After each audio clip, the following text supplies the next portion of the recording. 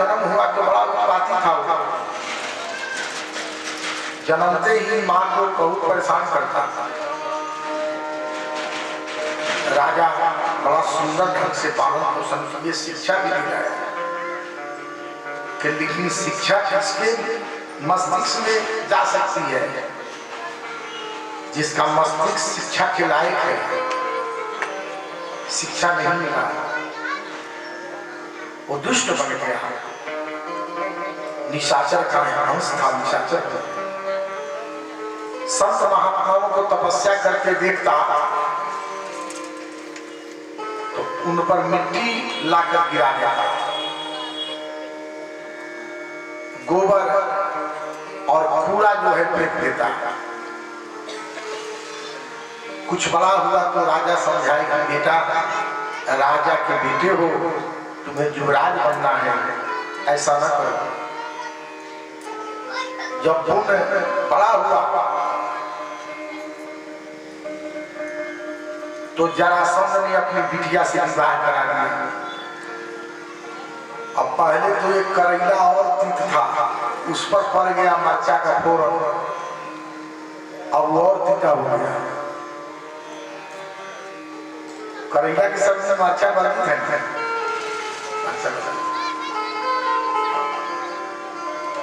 और खड़ा हो गया वो राक्षस। संत महात्माओं को सताने लगा, कहीं यज्ञ होता था, यज्ञ को विध्वंस कर देता था। चूंकि दुष्ट व्यक्ति जो व्यक्ति निश्चल स्वभाव असली स्वभाव के हैं, उनको यज्ञ अच्छा नहीं लगता है। हम इन लोग के मंदिर पर पूजा पाठ होती है, बहुत लोग आकर के कहते हैं कि थोड़ा साउंड कम करा दीजिए, बड़ा डिस्टर्ब हो रहा है। क्योंकि उनको सोने में परेशानी होती होगी। प्रेम से बोलिए जय जय श्री राधे कृष्ण। कंस अत्याचार करने लगा तो कुछ लोगों ने जा करके उग्रसेन से शिकायत की, हे राजा आपका ये बेटा जो है ये ठीक नहीं है, ये बड़ा अत्याचारी है, अत्याचार कर रहा है, इसको समझाइए। उग्रसेन कहे कि बेटा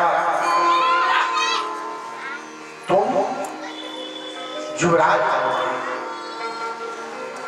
इस प्रकार प्रजा को कष्ट देना अच्छी बात नहीं है। प्रजा जो है पुत्र के समान होता है, जैसे बेटे का पालन पोषण किया जाता है वैसे प्रजा को पोषना चाहिए, प्रजा को के कष्ट को दूर करना। ऐसा कर रहे हो अच्छी बात नहीं है। अब उल्टे में दूसरे भी आ गया, तलवार खींच लिया, कहा कि पिताजी आप वृद्ध हो गए हैं, आपको शासन काम करने अच्छा नहीं आता, और तलवार से जो है अपने पिता के गर्दन पर तलवार रख दिया और मुकुट निकाल करके स्वयं पहन लिया और राजा घोषित कर दिया। कुछ गद्दार लोग मिले हुए थे, इसको राजा बना दिया, अपने पिता को जेल में डाल दिया। पिता कहने लगे कि बेटा तुम अच्छा नहीं, मुझे जेल में डाला है कोई बात नहीं, लेकिन प्रजा को कष्ट मत देना। लेकिन उसका काम था कष्ट, नाम ही कंस था उसका।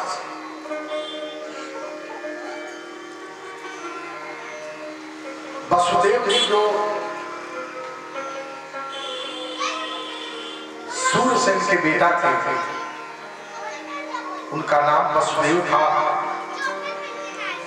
जो अभी बताए हैं ध्यान में है।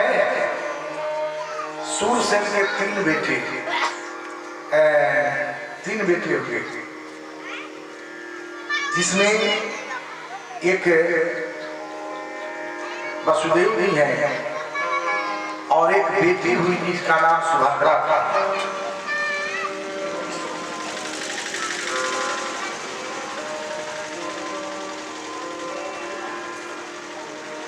प्रेम से बोलिए श्री राम राम महाराज की।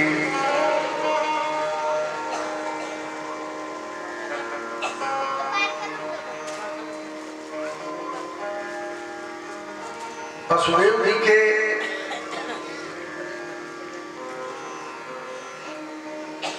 विवाह है, एक पहले हुआ था रोहिणी से और एक विवाह देवकी से।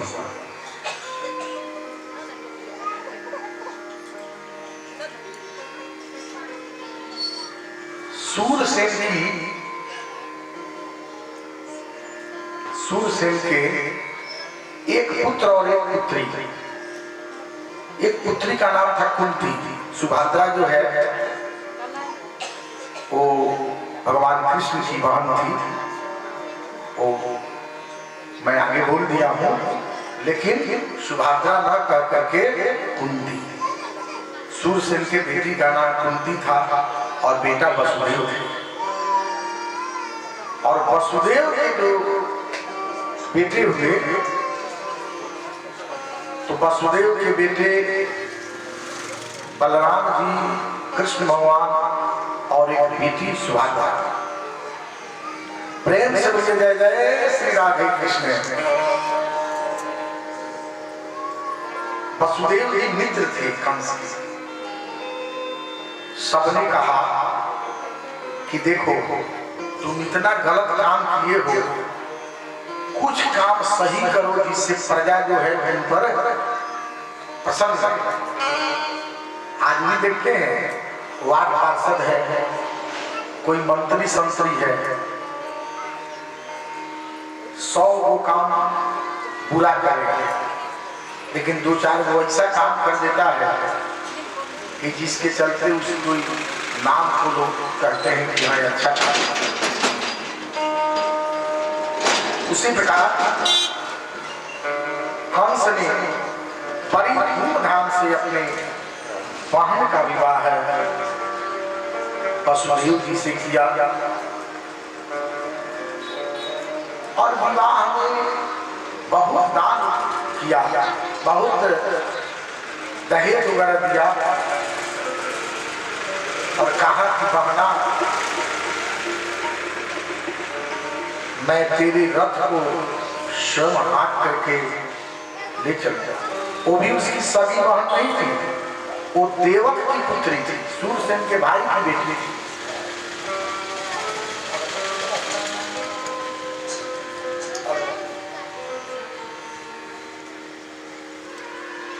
ले जा रहा था रथ पर चढ़ा करके। उसी समय देवताओं ने आकाशवाणी की, देव के देखिए संसार में 2 ही ऐसा प्राणी है जिसके अंदर कोई बात बचता नहीं है।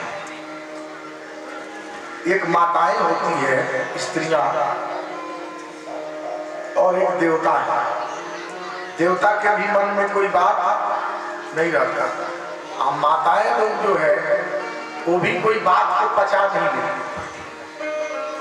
कोई बात कही है तो दूसरी माँ से कहे कि देखो ऐसा ऐसा हुआ है, लेकिन किसी को कहना नहीं है, अंदर रखना है। ये ऐसे ही करके अगर समाचार न्यूज देना है तो एक किसी माँ को दे दीजिए, समस्त गांव नगर में फैलाएगा। शासक कहता है कि वो बात को छुपा नहीं पाता, उसको उद्वेग होता होगा कि कब हम इस बात को किसी को कहें। अब देवता लोग भी हैं, बताइए देवता लोग, देवकी और वसुदेव जी का विवाह हो जाता, 1-2 बाल बच्चा हो जाता, तब ना आकाशवाणी बोलना चाहिए। अभी ना सुहाग रात हुआ, ना दुल्हा दुल्हन अभी घर पे आया, तब तक ही जो है देवता लोग आकाशवाणी में बकते। अरे कंस,